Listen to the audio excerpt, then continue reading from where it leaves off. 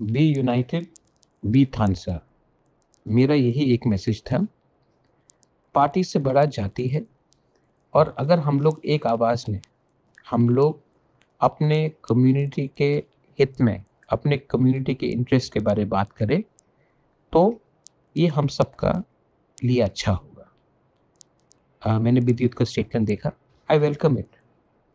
अगर कोई हमारे कम्युनिटी के वेलफेयर के बारे पहले बोलता है और पार्टी के बारे बाद में बोलता है, तो इसमें कोई खराबी नहीं है। जहाँ में कोई कम्युनिटी के थानसा के बारे बात करे, मैं उसको वेलकम करता हूँ। मैंने जो कहा है वो मैं करूँगा। अगर गवर्नमेंट ऑफ इंडिया सीरियस है, तो हमारे भविष्य के लिए, अगर आप सबका साथ सबका विकास चाहते हैं, तो आप 30% पॉपुलेशन, 70% जोग्राफिकल एरिया को इग्नोर करके सबका साथ सबका विकास नहीं कर सकते। 1 साल से हम लोग वेट कर रहे हैं। मैं 10-11 दिन दिल्ली में बैठा रहा।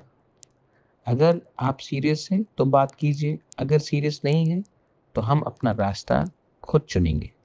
लेकिन कम्युनिटी को कुछ देना पड़ेगा। नेता को कुछ मिले, कम्युनिटी को कुछ नहीं मिले, ये होगा नहीं। तो मैं ये कोशिश कर रहा हूँ। आई हैव अगेन सेड, आप प्रार्थना कीजिए, प्रे कीजिए, महाराज के लिए नहीं, कि हमें कुछ मिले। हमने हमेशा तिपरासा कम्युनिटी को हमेशा साइडलाइन करके हमें डेवलपमेंट नहीं दिया गया। टीटीएडीसी में उस दिन सब जोनल का जब मैंने लाइन देखा, कष्ट मुझे हुआ। 27,000 लोगों ने 100 नौकरी के लिए अप्लाई किया, 110 नौकरी के लिए। कितना बेरोजगारी है। अगर हम लोग गरीब रहेंगे तो हमारा बच्चा का शिक्षा कैसे मिलेगा। आज हम लोग हानि बिसा होके भी भूमिहीन है। अगर नेशनल हाईवे बनता है, रोड वाइडनिंग होता है, कहीं में कोई प्रोजेक्ट आता है, तो हमें कॉम्पनसेशन नहीं मिलता, क्योंकि हमारे नाम में ज़मीन रजिस्टर्ड नहीं है। ये कौन सी नॉर्थ ईस्ट में जगह है जहाँ में इंडिजिनस पीपल को अपने ही ज़मीन में परमिशन चाहिए अपना घर बनाने के लिए, कॉम्पनसेशन के लिए। तो ये सब चीज़ बहुत इम्पोर्टेंट है। सब लोग टेक्निकल पॉइंट में जाते हैं, मुझे प्रैक्टिकल पॉइंट देखना है कि हम अपने बच्चे का भविष्य कैसा ठीक करें। पॉलिटिकली आप देखेंगे कि हम लोगों का पॉलिटिकल राइट्स क्या है, कुछ नहीं। और कोई अगर त्रिपुरा को आइडेंटिफाई करता है तो Maharaja, son of the soil, Tiprasa होकर आइडेंटिफाई करता है। लेकिन हमें क्या मिला है? आज अगर टूरिज्म को प्रमोट करना है तो नीर महल, उज्जैनता पैलेस, माता बारी किसने बनाया? वो हमारे पूर्वजों ने बनाया, हमारे लोगों ने बनाया। लेकिन पैसा कौन कमा रहा है? 86 से बाहर स्टेट गवर्नमेंट कमा रहा है। उसका कुछ शेयर तो हमारे पास आना चाहिए।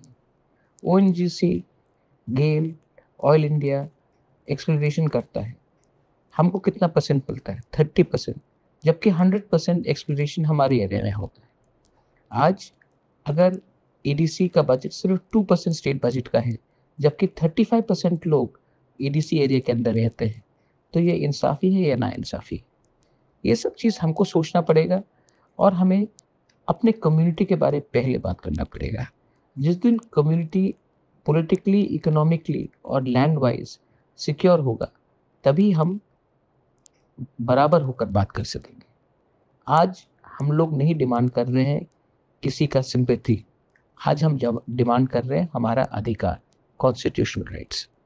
अगर कोई सीरियस है तो बात करें। अगर सिर्फ आपको पॉलिटिक्स ही करना है और आप सीरियस नहीं हैं, तो थैंक यू वेरी मच, लेकिन आई एम नॉट इंटरेस्टेड। जवाब उनकी कोर्ट में है। अगर वो देंगे तो हम जाएंगे, अगर नहीं देंगे तो इतने साल अकेला लड़ा है, अकेले ही लड़ेंगे। लेकिन कम्युनिटी को इस बार कुछ ना कुछ तो देना है, और वो भी राइटिंग में देना है। सिर्फ मुंह बोलने से कुछ नहीं होगा, आप राइटिंग में कुछ दीजिए, हम 100% विचार करेंगे। राइटिंग में नहीं देंगे तो क्या गारंटी है कि कल फिर से हमारे संग ठोकाई ना हो। ये मेरा मैसेज पूरे तिपरासा को है, ना कि सिर्फ तिपरामथा को। आईपीएफटी को है, बीजेपी जनजाति मोर्चा को है, एसटी सेल को है। आप पॉलिटिक्स इस बार मत कीजिए। मैं सबके लिए कुछ चाहता हूँ, पार्टी के लिए नहीं, जाति के लिए। अंत में मेरा एक ही लिमिटेड पॉइंट है, कम्युनिटी को इकट्ठा करो। अगर हम लोग एक ब्लॉक होते हैं तो कम्युनिटी का भला होगा। अगर हम लोग अपने स्वार्थ के लिए, अपने पोजीशन के लिए, अपने पावर के लिए अगर हम लोग अलग-अलग आवाज़ में बात करेंगे तो नुकसान हमारा ही होगा। मेरा यही एक स्टेटमेंट था।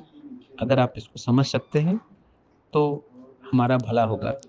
यही मैं आपको कहना चाहता हूँ। बेलाय बेलाय नो हम्बाय। गॉड ब्लेस दी प्रसाद दोभाक।